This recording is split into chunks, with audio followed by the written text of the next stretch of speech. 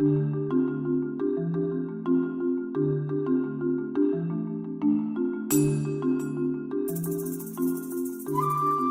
good evening, everyone. Thank you so much for giving me the opportunity representing smarthandsanitizer.com. I am a nurse. I've been a nurse for over 23 years, worked in every setting. Started in Canada, worked for Stanford in different management roles for 15 years, and been running an outpatient surgery center for the past couple of years. Spencer's also a nurse. We're here to talk to you about our Smart Hand Sanitizer. Where we are, we're in our fourth prototype, and we're in the process of going to our next prototype. We know in our tests that we increased hand hygiene compliance threefold with the use of this simple process. So what is the problem that exists today?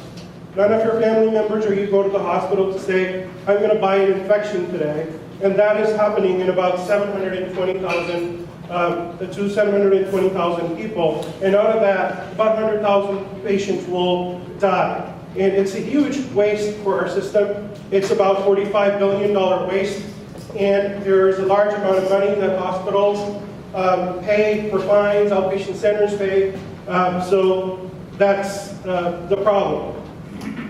How we came up with it, many years ago people weren't using seat belts, and then the car manufacturers put in a little ding, ding, ding, and now every one of you know to use a seat belt. Of course, there's been more education and so on. Our process is the same. We're using red, yellow, and green light to remind folks to use the dispenser. So there's a visual cue, and there's an auditory warning, and in our next process, we'll make it a little bit more complex.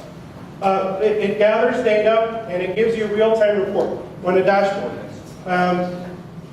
And it is a huge benefit to the gel manufacturers. It increases their sale for about threefold as well. There's a 30-second video that shows you how this works.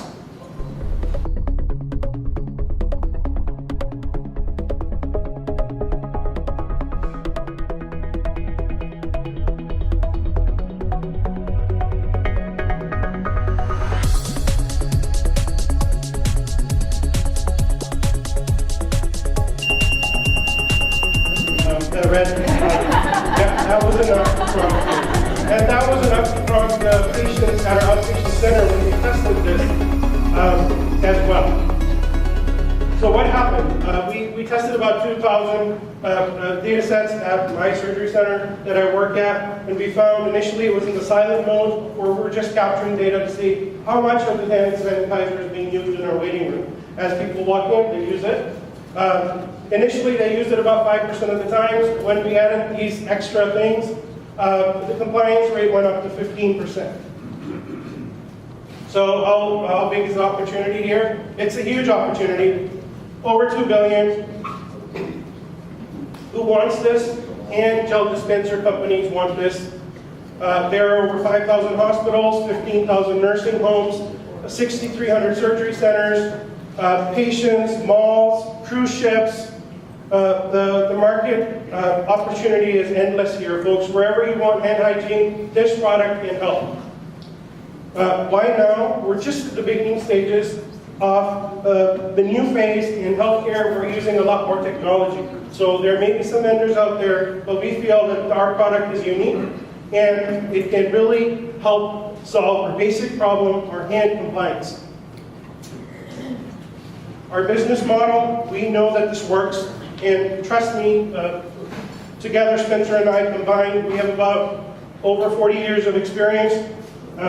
We would like to bring this product to the market. We would like to license our patent to the gel manufacturers, and we would like to create some sort of a dashboard for the hospitals so that they can use this information and build a culture of safety. You got to catch everyone. The physicians, those are the main guys. I'm sorry, there are some physicians here, I know for sure, but they are not as good with hand compliance as the nurses are. So what do we need? We need to develop our product and bring it to the next phase. We are slow, but without your help, so we need to also work on our dashboard. Right now, it's the simple one. We would like to add complexity to it. So what is the opportunity? $48 million just for increased sales for hand gel manufacturers. From the data, we figure it'll be about 2.4 million, and for the licensing fee, about 2.5 million. So this is how a real dashboard would look like. We're in the process of developing it, and if it works, it will show you. Basically, what this is doing is it's the different units. Imagine a hospital unit where I am the nurse working on the floor, and from the floor nurse to the charge nurse to the folks in this, the C-suite, they can all track all their units throughout the hospital as how folks are doing. That's just an example of a hospital setting. Then also look at the cruise ships, and you hear about all those infections developing. Wouldn't it be neat if people were prompted to use the device? Wouldn't it be nice for gel manufacturers to know where they should place these dispensers, and the hospitals to know where they would get the highest use out of this?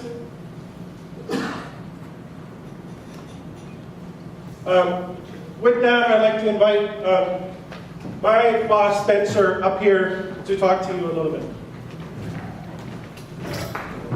Thank you, Harm. Hey, my name is Spencer. I'm a nurse also.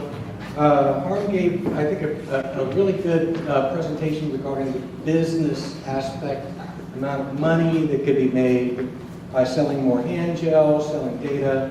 I've worked in an emergency room for almost 20 years, emergency and trauma, and my main concern is the lives that are lost.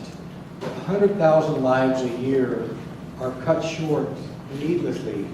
That's like Hiroshima every single year in just the United States. 720,000 people are going to get an infection. The average cost to treat that infection is $25,000. 721,000, that's like 83% of the population of San Francisco.